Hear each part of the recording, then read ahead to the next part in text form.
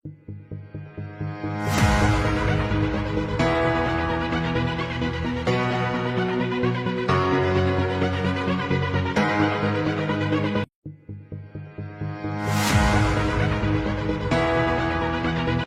दादी, चाचा चाची,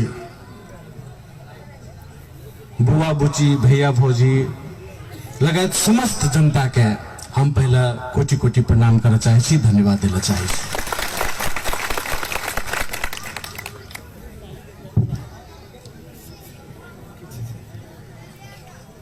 मौसम 4-5 दिन से बहुत ठंडा चले छे और हमरा अहाँ के भी एक चिंता छे जे कोना के हेते सभा,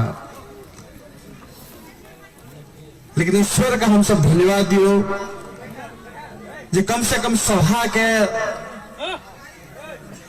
दिन तक में आबि के, सभा के समय तक में आबि के ई उबेर भ गेलै और सभा नीक जकाँ चल रहा है। विभिन्न वक्ता सब नीक बाजि के गेल, 2-4 बात राखलक, अपने के जिज्ञासा किस हद तक मिटल है, एक लेल हम सब प्रकृति का और ईश्वर का भी एक धन्यवाद दी। और आई के मंच पर से विभिन्न पार्टी से सैकड़ों संख्या में प्रवेश के निहार समस्त लोकन का हम अग्रिम शुभकामना सेहो देना चाहे छी।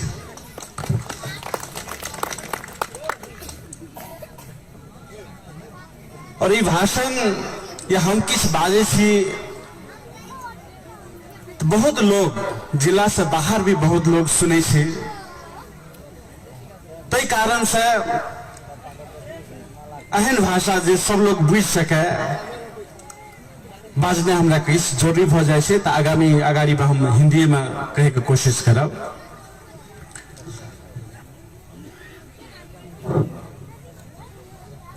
तो आज के दिन में हमारे कुछ मित्रों ने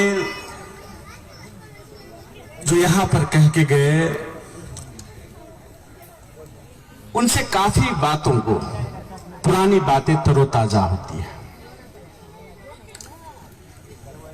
और नहीं चाहते हुए भी बिना योजना के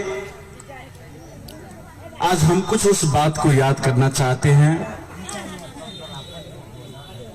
आज से 7 वर्ष पहले इसी तरह के ठंडी में, इसी तरह के शीतलहर के मौसम में, तभी हम भरकर अमेरिका से आए थे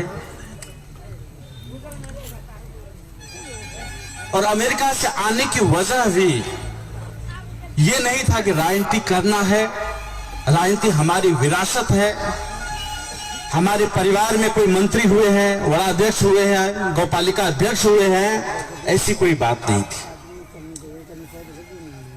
हम इसलिए आए थे कि जब हम अमेरिका में वैज्ञानिक के रूप में काम करते थे, तभी एक बार मेची से महाकाली तक हमने भ्रमण किया, गांव में गया, अनेक लोगों से मिला, किसान से मिला, मजदूर से मिला, गरीब से मिला, विपन्न वर्ग से मिला, व्यापारी से मिला, हर वर्ग से मिलते जुलते गया था। और उसी क्रम में मेरा घर तो यहाँ है कोसी के पास में, सप्तरी जिला में, महादेवा गांव में, आप सब जानते हैं अधिकांश लोग आज। लेकिन घूमते घूमते कैलाली कंचनपुर जिला जो है सबसे पश्चिम में, वहां तक पहुंचा और जब उधर से कंचनपुर जिला महाकाली नदी के पास से उधर से लौट रहा था, तो वहां पर एक गरीब बस्ती में मैं घुसा। बारिश के समय में वो लोग क्या थे कि विस्थापित होकर, बाढ़ से विस्थापित होकर सड़क के किनारे में किसी जंगल में छोटी छोटी झुग्गी बना के रह रहे थे। और उस बस्ती में जब मैं घुसा तो कुछ साथी लोग तो ऐसे भी परिचय करा देते थे कि भाई ये अमेरिका से आया है, वैज्ञानिक है। तो वहां पर जितने बड़े बुजुर्ग लोग सब थे, उनकी भाषा भी अलग थी। वहां थारू आदिवासी कोई भाषा बोलता है, उनकी भाषा भी अलग थी। वे लोग रोते रोते मेरे पैर पे पड़ने लगे कि बाबू तुम ही मुक्ति दिला सकते हो हमें। हमारे पूर्वज इतने जमींदार थे, 10 बीघा के मालिक थे, सैकड़ों बीघा के मालिक थे, लेकिन आज 1 कट्ठा जमीन हमारे पास नहीं है कि जहां पर हम सब घर भी बना सके। और ये सड़क के किनारे में जो भी झुग्गी बना के अभी रह रहे हैं, इसे भी तोड़ने के लिए सीडीओ अपना पुलिस भेज रहे हैं। और ये मेरी वृत्तचित्र है, डॉक्यूमेंट्री है, उसमें आप देख सकते हैं, वह वार्तालाप उसमें मौजूद है। तो हम इतना सोचने पर मजबूर हुए उस यात्रा से। कहते हैं यात्रा जीवन को बदल देता है, और वह बदलते हुए मैंने देखा है। उस यात्रा ने, सिर्फ एक यात्रा ने जो मेची से महाकाली तक मैंने की, उस यात्रा ने मेरे जीवन को बदल के रख दिया। और वह घटना बहुत ही अहम है। इस बार भी मैं कंचनपुर जिला गया था, तो वहां इंटरव्यू एफएम में कंचनपुर जिला में ही इंटरव्यू लिया गया, तो मैं इस घटना का जिक्र वहां भी मैंने किया कि इस जिला का मैं ऋणी हूं कि इसी जिला में जो छोटी सी घटना जो दिखाई देता है, छोटी सी घटना है, उसने मेरे जीवन को झकझोर करके रख दिया, मेरे जीवन को बदल के रख दिया। इसीलिए मैं वहां पर भी जिक्र करके आया था। और मतलब क्या है कि अपने गांव में अगर आपसे कोई आस लगाए तो समझ सकते हैं, अपने परिवार में आपसे आस लगाए तो समझ सकते हैं। अपने परिवार के लोग आपको कह सकते हैं, एक तो मोटरसाइकिल खरीद दो, 2 कट्ठा जमीन खरीद दो, 2 भर सोना खरीद दो। अपने परिवार के लोग आपसे कह सकते हैं, अपने गांव के लोग भी कह सकते हैं। आप बड़े नेता बन जाएंगे, धनी बने जाएंगे, तो आपके गांव के लोग भी कह सकते हैं कि रोड बना दो, पुल बना दो, कह सकते हैं। लेकिन यह घटना इसलिए महत्वपूर्ण है कि मैं कोई नेता नहीं था, मैं कोई सीडीओ नहीं था, मैं कोई एसपी नहीं था। और सबसे बड़ी बात है, वो लोग मेरे कोई रिश्तेदार नहीं थे, वो लोग मेरे गांव वाले नहीं थे, वो मेरे जिला के भी नहीं थे, वो मेरे घर से 1000 किलोमीटर दूर के लोग थे, जिनसे मेरा कोई रिश्ता नाता नहीं था। लेकिन उन लोगों की आशा देखिए, जो लोग मेरे पैर पे पड़े हैं और रो रहे हैं। उन लोगों की आशा देखिए, वो लोग मुझे जानते नहीं, लेकिन पैर पे पड़ के रो रहे हैं। तो यह बात मुझे सोचने पर मजबूर कर दिया कि आखिर ये लोग मेरे हैं कौन जो इतने आशा लगाए हैं। मेरे गांव के लोग कहे तो मैं समझ सकता हूं, लेकिन जिस लोगों से मेरा कोई रिश्ता नाता नहीं है, जिसको पहले कभी देखा नहीं है, इर्द गिर्द कभी गया नहीं है, 1000 किलोमीटर दूर में लोग आस लगाए बैठे हैं कि बाबू तुम आओ यहां पर और हमको मुक्ति दिला दो, 10 धूर 4 धूर भी जमीन दिला दो, ताकि हम अपना घर बना के बैठ सके, रह सके। इस एक छोटी सी घटना ने मेरे जीवन को झकझोर के रख दिया। मैंने सोचा कि भाई मैं अमेरिका में वैज्ञानिक तो बन जाऊंगा, बन गया हूं, और काम करूंगा तो मैनेजर बन जाऊंगा, उससे भी बड़ा वैज्ञानिक बन जाऊंगा, करोड़ों अरब में पैसा कमा लूंगा। करोड़ों तो मेरी सैलरी ही थी, वहां पे तनख्वाह करोड़ों में मिलता था। लेकिन ये लोग, जरूरत तो मेरी यहां पर है, इस समाज में है। अमेरिका तो ऐसे भी विकसित है, अमेरिका में विकास की अब कोई जरूरी नहीं है, अमेरिका तो विकसित है। हमारी जरूरत इस भूमि को है। लोग यहां पर आस लगाकर बैठे हैं कि छोटा सा भी संघर्ष कर दो, थोड़ा सा भी हमें मुक्ति दिला दो।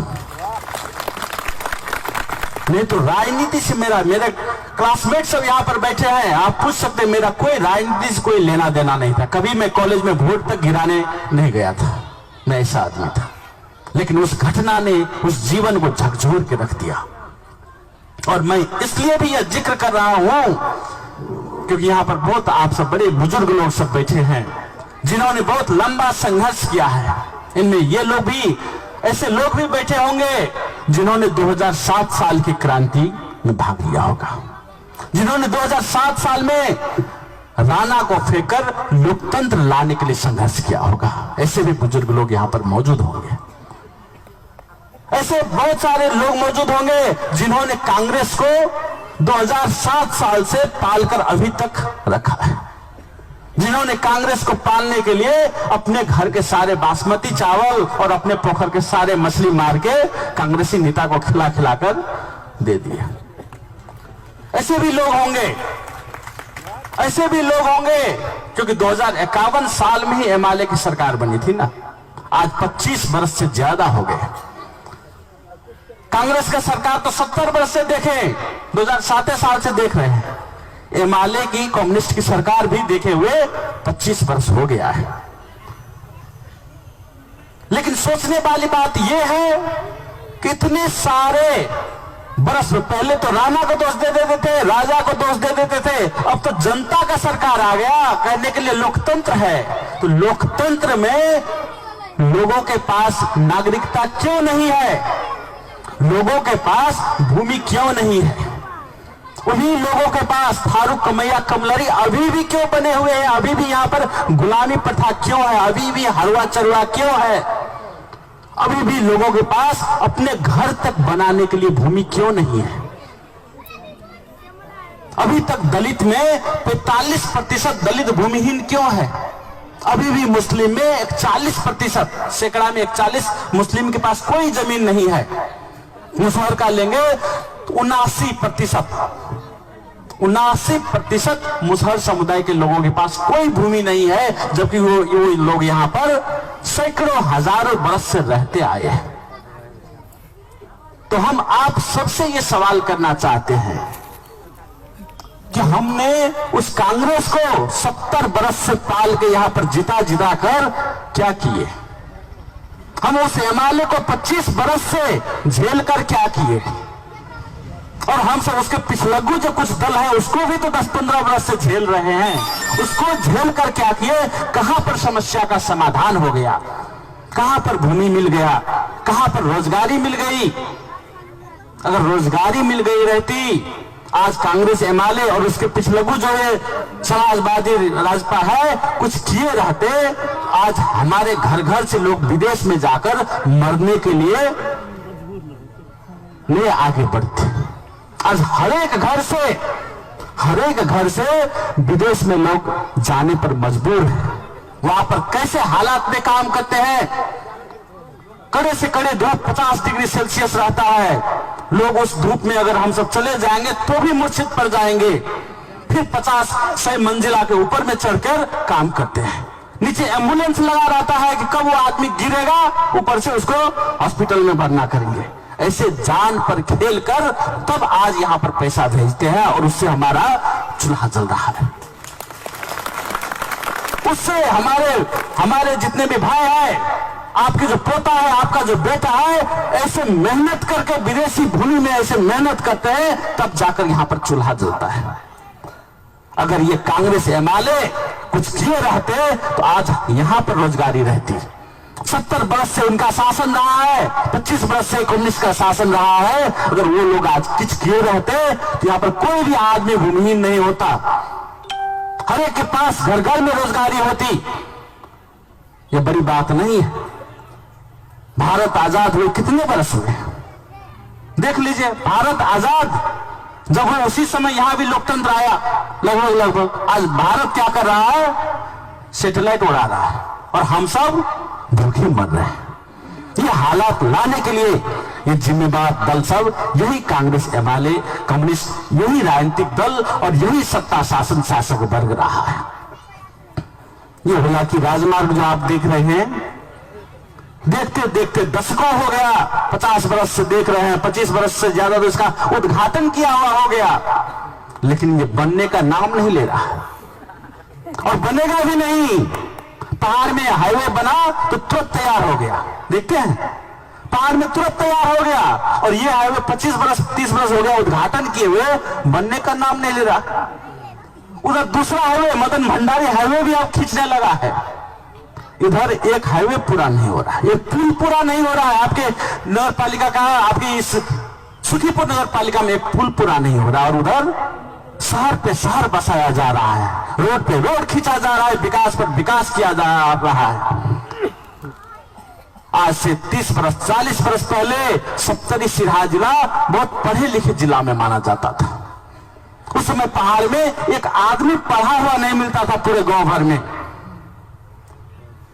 उस समय जाके सप्तरी सिरहा का लोग तलाश कीजिए, किस पहाड़ के गांव में नहीं गया होगा। हर एक गांव में जाके यही के लोग पढ़ाए, यही के अहवा जाके वहां पर उपचार किए, यही की जेटिया जाके वहां पर कृषि करना के लिए सिखाए। और आज हालत देखिए कि वही सप्तरी सिरा, हुमला जुमला बहुत आगे हो गया पढ़ाई में भी।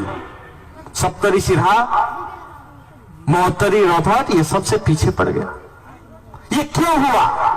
जबकि हम सब पढ़े लिखे थे, साधन स्रोत हमारे पास था, खेत हमारे पास था, उपजनी यहां होती थी, तो हम कैसे गरीब के गरीब रह गए, कैसे पीछे रह गए, शिक्षा में कैसे पीछे रह गए। यहां पर पूरा प्रदेश नंबर 2 में देख लीजिए, अभी भी एक छोटा सा अपेंडिसाइटिस का ऑपरेशन कराना पड़ेगा तो कहेगा भागो विराटनगर जाओ या काठमांडू चले जाओ। एक भी अस्पताल ऐसा ढंग का नहीं है प्रदेश नंबर 2 में जहां पर आप इलाज करा सकेंगे।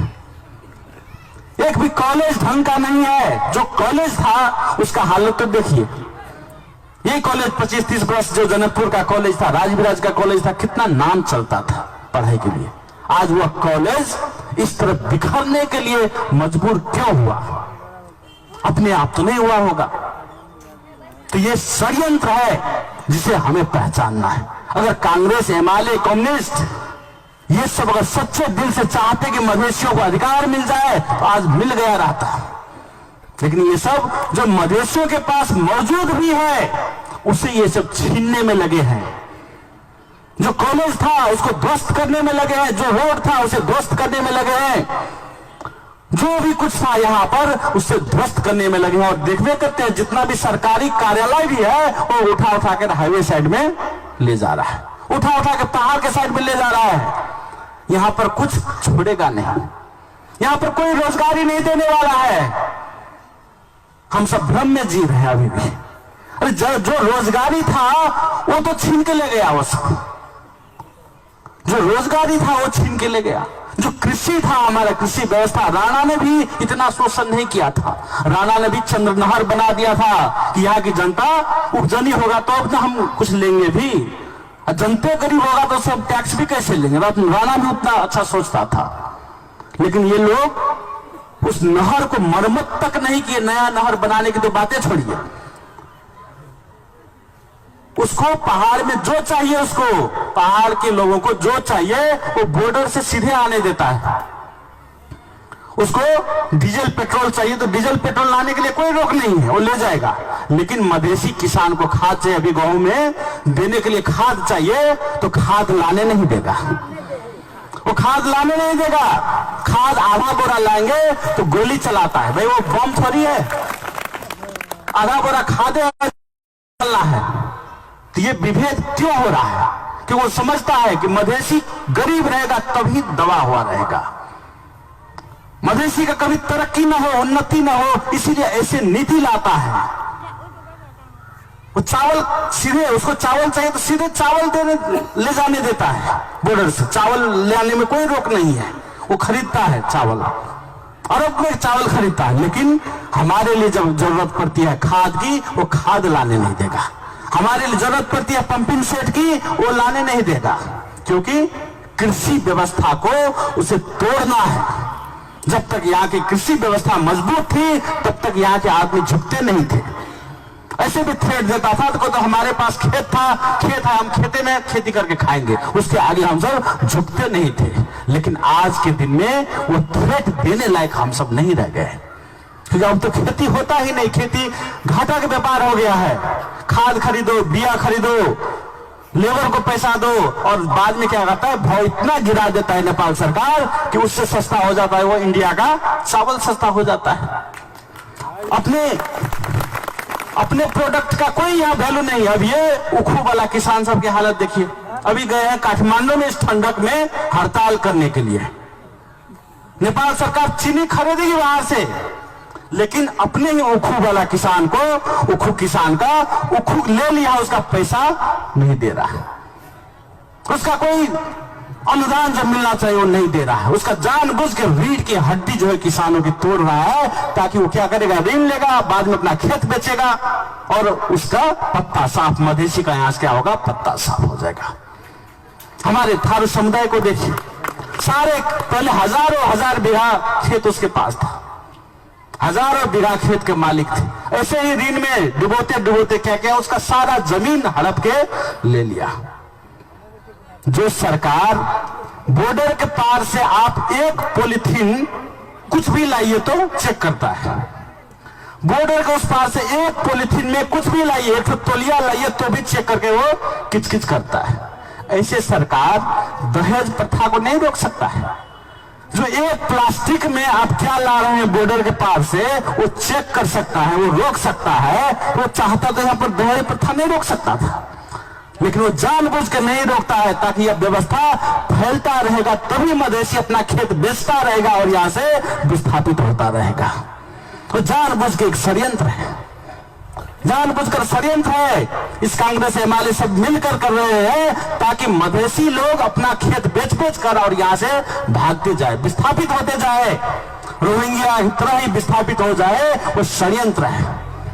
आप सब में से बहुत ऐसे बुजुर्ग होंगे जो पहले वोट डाले होंगे, 20 बरस 25 बरस पहले वोट डाले होंगे, लेकिन आज नहीं डाल सकते। क्यों? क्योंकि उन्होंने देखा कि भाई इस मधेसियों को कैसे भगाना है, तो कह दिया कि भाई पहले नागरिकता दो तभी वोटर लिस्ट में नाम रहेगा, और ऐसे करके लाखों मधेसियों का नाम उस वोटर लिस्ट से कटवा दिया। जो लोग 20 बरस से 25 बरस से वोट देते आ रहे थे, वो लोग आज वोट नहीं दे पाते। तो कांग्रेस एमएलए वाला सब, कम्युनिस्ट वाला सब दार्जिलिंग से लाके लोग को बिठाएगा, बर्मा से लोगों को लाके बिठाएगा, लेकिन मधेसी भूमिपुत्र को, यहीं की भूमिवासी को, यहीं पर जो हजारों बरस से रहते आए, उसे नागरिकता नहीं देगा, उसे विस्थापित करेगा, उसे वोटर लिस्ट से भी नाम हटा देगा। ये षड्यंत्र है मधेसियों को यहाँ से मिटाने के लिए, विस्थापित करने के लिए षड्यंत्र है। आज कुछ भी लेने जाइए सरकार के पास तो 5 रुपया में जन्मदाता प्रमाण पत्र भी फ्री में नहीं मिलता, लेकिन वो सरकार क्या कहता है? वो सरकार कहती है कि आपको विदेश जाने के लिए फ्री है, यानी कि हमको वो बेच रहा है। जो सरकार 5 रुपया में जन्मदाता नहीं देता है फ्री में, जन्मदाता लेने के लिए भी आपको पैसा देना पड़ता है, वो सरकार कहता है तुम विदेश फ्री जा सकते हो। यानी कि वो हमको बेच रहा है कि वो समझता है हम जाके वहां पर मरेंगे तभी इनका पैसा आएगा, और हम सब कमाते हैं, वो हमारे पास रहता कहाँ है? आप सब भ्रम में हैं कि हम सब विदेश जाते हैं तो कमाते हैं तो रहता है। नहीं, अगर हमारे पैसा हमारे पास रहते तो हम सब तो समृद्धि की ओर जाते ना। आज 20 बरस से 25 बरस से तो विदेश का पैसा आ रहा है, दुबई कतार से कमा कमा कर हमारे भाई लोग अपने जाने पे खेल के सही, अपना किडनियां बेच के सही, लेकिन खेल तो रहा है, लेकिन उससे हमारे यहाँ समृद्धि नहीं आ रही है। यहाँ मैं डाटा दे सकता हूं कि ये 8 जिला जो है प्रदेश नंबर 2 का 8 जिला, उसमें से परसा जिला को छोड़ के 7 जिला जो है नीचे की ओर जा रहा है। ये विकास नहीं हो रहा है या विनाश की ओर जा रहा है। जीडीपी इसका देखिए, एसडीआई देखिए, वो नीचे की ओर जा रहा है। यहाँ पर 10 बरस पहले जितनी गरीबी थी, आज के दिन में वो गरीबी दर बढ़ गया है। ये डाटा आंकड़ा कहता है, मैं नहीं कह रहा हूं, ये आंकड़ा कहता है कि 10 बरस पहले जितनी गरीबी थी, आज के दिन में गरीबी बढ़ गया है। तो हम सब इतना पैसा विदेश से कमा के ला रहे हैं, आपके बेटा पोता विदेश में जाल पर खेलकर इतना पैसा पटा दे तो पैसा जाता कहाँ है? हम सब गरीब कैसे हो रहे हैं आप कहेंगे? तो साधारण सी बात है, सरकार घुमा फिरा के ऐसे षड्यंत्र लेते हैं कि जब तक वो षड्यंत्र का हमें पता चलता है, वो फिर दूसरा षड्यंत्र बोल लेते हैं। उदाहरण के लिए देखिए, एक स्कॉर्पियो गाड़ी वहां पर लगा है। स्कॉर्पियो गाड़ी का दाम भारत में 10 लाख मान लीजिए पड़ता है। उस स्कॉर्पियो गाड़ी 10 लाख जो वहां भारत में मिलता है, यहां पर लेंगे तो आपको 30 लाख, या वहां पर 15 लाख पड़ेगा तो यहां पर 3 गुना 45 लाख पड़ता है। यानी कि 15 लाख की सामान ये सरकार आपको 45 लाख में खरीदने पे मजबूर कर रहा है। यानी 30 लाख तो ऐसे दिखा के आपके आंखों के आगे से वो छीन लिया। आप मोटरसाइकिल खरीदते हैं, उधर से विदेश से पैसा कमा के भेजते हैं, तो पहले लोग तो यहाँ क्या खरीदते हैं? एक मोटरसाइकिल खरीदते हैं। तो मोटरसाइकिल जो 50,000 में बॉर्डर के पार में मिलता है, यहाँ पर वो आपको 1.5 लाख में खरीदना पड़ता है। तो 50,000 का चीज 1.5 लाख में आपको खरीदवाता है जबरदस्ती सरकार। तो 1 लाख तो आपके मुंह के आगे से ऐसे छीन लिया। आपके पास तो रहा 1 तिहाई, उसमें भी फिर टैक्स दो, उसमें भी रोड टैक्स दो 10,000 साल का, उसमें भी दरता कराने में समस्या, उसमें भी अनेक चीज झंझट, डीजल लो उसमें भी फिर टैक्स, हर एक जगह टैक्स लगाकर वो पैसा घुमा फिरा कर, जैसे इधर से घुमा के उधर से घुमा के वो सारा पैसा घुमा फिरा कर वो नेपाली सरकार ले जाती है। और जिसकी वजह से हमको तो लगता है भाई इतना पैसा बेटा ने भेजा, इतना पैसा हमारे पोता ने भेजा, कड़कड़वा नोट गनते हैं, लेकिन वो पैसा हमें से कुछ भी हमारे पास नहीं रहता है। वो स्कूल यहां पर खोलने नहीं देगा, सिरहा में चाहेंगे कि पॉलिटेक्निक खोल देते हैं, एक अच्छा बोर्डिंग स्कूल खोल देते हैं, उसका लाइसेंस आपको नहीं देगा। वो क्या कहेगा, उदयपुर में खोलिए, सिंधुली में खोलिए, वहां के लिए लाइसेंस देगा, लेकिन सिरहा सप्तरी में खोलने के लिए नहीं देगा। क्यों? क्योंकि आपको बच्चा को जबरदस्ती काठमांडू भेजना पड़े और सारा पैसा आपका जो यहां पर से काठमांडू जाए। इस वजह से वही कांग्रेस एमएलए कम्युनिस्ट का सरकार सब जो है यहां पर कोई तरक्की उन्नति करने नहीं देता है, कोई लाइसेंस नहीं देगा कॉलेज खोलने के लिए, कोई स्कूल खोलने के लिए लाइसेंस नहीं देता है। वह कारण है जिसकी वजह से हमारे समाज दिन के दिन पीछे की ओर जा रहा है। तो मैं आप सभी से यही विनती करना चाहता हूं कि आप सबने तो कांग्रेस को 2007 साल से ही जिताकर देखे, एमएलए को भी 2051 साल से देख रहे हैं। आज जो कहते हैं, आप सब कहते हैं कि काला संविधान हो गया, काला संविधान हो गया, तो ये काला संविधान को जारी करने वाला है कौन? काला संविधान तो वही कांग्रेस एमएलए माओवादी मिलकर ने संविधान जारी किया था। तो अधिकार को छीनने वाला यही लोग सब है। हम जो कहते हैं, आप जो सोचते होंगे कि एमएलए में लगेंगे तो हमारी मुक्ति हो जाएगी, कांग्रेस में लगेंगे तो मुक्ति हो जाएगी, वो तो प्रमाण के रूप में आप सब देख रहे हैं कि भाई 70 वर्ष से इन्होंने केवल शोषण ही किया है मधेश का, कोई तरक्की उन्नति वाला काम नहीं किया है। तरक्की उन्नति वाला काम किया रहता तो आज आपके बच्चे विदेश में मर रही नहीं होते। आज आपके बच्चों को काठमांडू में जाकर पढ़ना नहीं पड़ता, इसी नगर पालिका में, सुखीपुर नगर पालिका में अच्छा सा स्कूल होता। आज इलाज के लिए आपको धरान या काठमांडू दौड़ना नहीं पड़ता, यहीं पर अस्पताल होता। इतने वर्ष हो गए ना, 70 वर्ष से ज्यादा हो गए। विकास के लिए कितना समय चाहिए? उस हिसाब से तो ये लोग जानबूझ के षड्यंत्र करता। आज कहीं भी पहाड़ चले जाए, देखिए कितना विकास है, जहां पर कुछ पहुंच नहीं सकता था, कुछ है नहीं, वहां पर इतना अच्छा विकास कर दिया। एक से एक ऑफिस है, एक से एक कॉलेज है, एक से एक फैसिलिटी मिलेगा आपको, लेकिन यहां पर सिरहा में नहीं मिलेगा, सप्तरी में नहीं मिलेगा। तो हम पुनः एक बार यही विनती करना चाहते हैं कि आप सब आखिर किस पार्टी को चयन करते रहे जो आपके आज बच्चों का भविष्य अंधेरे में डाल दिया? आप सब कैसे पार्टी को चयन करते रहे जो आज आपके बच्चे विदेश में मरने के लिए मजबूर हो गया है?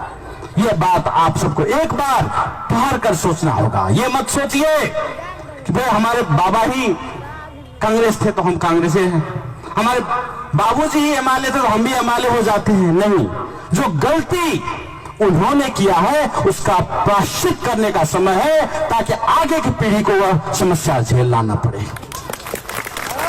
ये मत सोचिए, क्योंकि यहाँ पर कोई पुश्तैनी राजनीति नहीं हो रहा है कि भाई आपके दादा ने जो गलती किया, आपके दादा ने तो मोबाइल नहीं चलाया था, आप क्यों चला रहे हैं? तो वो गलती जो आपके दादा ने किया, आपके परदादा ने किया, आपके बाबूजी ने किया होगा, वो गलती आप मत कीजिए। आपका यह प्रायश्चित करने का समय है, पूरे पीढ़ी को, आपकी पूरे पीढ़ी को उद्धार करने का समय है। वो बात को पहचानिए। तो ये अगर एमएलए ने जिस समय में सरकार बनाई थी उसमें सुकुम्बासी आयोग गठन किया था। सुकुम्बासी आयोग में जितने लोगों को भूमि बांटा गया उसमें से कितने मधेसी थे? उसमें से कोई भी मधेसी का नाम नहीं मिलेगा। पहाड़ से सब लोगों को ला के पूरा देखिए बिठा दिया हाईवे के साइड पे, लेकिन मधेसी अगर एक भी कहीं घर बनाने जाए तो मधेसी को घर कहां बनाने देता है? अब तो पैसा लेकर भी जाएंगे कि हम बर्दीवास में जमीन खरीद लेंगे, तो आपको खरीदने नहीं देगा। ये अवस्था आ गया है मधेश में ही। आज मधेसी अब पैसा देकर भी जमीन नहीं खरीद सकता है, ऐसा सिचुएशन, ऐसी अवस्था यहां पर बना दिया है। इसलिए जो लोग कांग्रेस एमएलए शासक वर्ग की कोई भी पार्टी में अभी तक लगे थे, यहां से जाकर एक बार जरूर सोचिएगा, क्योंकि जो गलती हमारे पूर्वजों ने किया अब उसका प्रायश्चित करने का समय है, ताकि हमारी भावी पीढ़ी, हमारे बेटा पोता को वही समस्या झेलना न पड़े, हमारे बेटा पोता को विदेश कतार में जाके 100 मंजिला पे गर्मी में मजदूरी करना न पड़े, उन्हें यहीं पर रोजगारी मिले। उसके लिए हम सब वो सही चुनाव करने का समय आ गया है। ये यहां से जाने के बाद आप सब जरूर सोचिएगा। और हमें अब ये कह देता हूं, क्योंकि आप सभी घर में दूध रखते होंगे, तो दूध रखते हैं तो दूध के रखवाली के लिए कभी भी बिल्ली को तो नहीं रखते। जब दूध की रखवाली के लिए बिल्ली रखेंगे कि भाई देखो कितना सुंदर बिल्ली है, कितना गोरा बिल्ली है, कितना स्मार्ट बिल्ली है, कितना मोटा बिल्ली है, चाहे कितना भी मोटा बिल्ली को क्यों न रख दे, अगर दूध की रखवाली के लिए बिल्ली को रखेंगे तो दूध पिएगा ही। इसमें कोई गुंजाइश नहीं है। आपका नजर इधर चुका, अब बिल्ली दूध आपकी पी गई। शासक वर्ग वही है। अगर मधेश को रखवाली करने के लिए शासक वर्ग की पार्टी को चुनाव करेंगे तो आज कितना ही भोला भाला वो क्यों न लगे, कितना ही स्मार्ट क्यों न लगे, वो कितना ही मोटा घाटा क्यों न लगे, वो दूध पिएगा ही, वो मधेश को पिएगा ही, मधेश का शोषण करेगा ही, मधेश को दमन करेगा ही, मधेश को निगलेगा ही। एक ठेठ सा उदाहरण याद रखिए, जब भी आपको चुनाव करने का, किसी पे आज लोकतंत्र है, किसी पे दबाव नहीं कि भाई आपको इसी पार्टी में बनना है, आज कोई दबाव नहीं, लेकिन आप सही विश्लेषण करके सही चुनाव कर सके यह जरूरी है। और शासक वर्ग अभी तक वही किया है और आज तक नहीं किया है, बार बार किया है। अगर थोड़ा सा भी रहते, आज यहाँ पर हम बहुत सारे माता जी सबको देख रहे हैं, चाची जी सब है, इनमें से अधिकांश की नागरिकता नहीं बनी होगी, अधिकांश के पास कोई नागरिकता नहीं होगा, अधिकांश के पास वृद्ध भत्ता पाने के लिए भी कुछ नहीं होगा, और अगर बनाना भी चाहेगा और बन भी गया नागरिकता तो अधिकांश के पास वो वैवाहिक अंगीकृत नागरिकता बनेगा, जिसे आप 2 दर्जा के, दूसरे तीसरे दर्जा के नागरिक बन जाते हैं।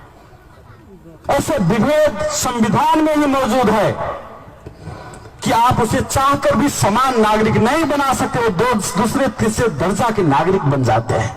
वो नागरिकता विधेयक लाने वाले कौन है? हमारे अपने ही माता बहन को अनागरिक बनाने वाले वही कांग्रेस वाले, माओवादी, यही सब लोग हैं। तो इसलिए आगे जब भी आपको चुनाव करने का समय आता है, इस बात को थोड़ा मनन कीजिए, गौर कीजिए और उसके बाद ही आगे बढ़िए। और हम प्रसंग थोड़ा बदल दिए।